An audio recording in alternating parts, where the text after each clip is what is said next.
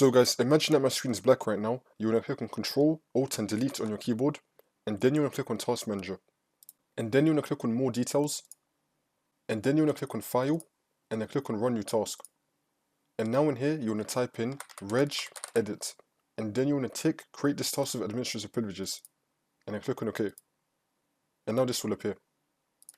And now once you're in here, you can follow everything I'll be doing up here. So first you want to expand HK local machine, and then you want to expand software, and then you want to expand Microsoft, and then you want to scroll down and expand Windows NT. Let me make this a bit bigger. You want to expand Windows NT. You can follow all this up here, by the way.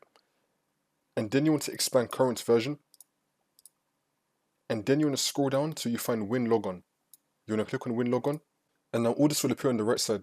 And now once you're on this, you want to click on Shell. Here it is. You want to double click on Shell.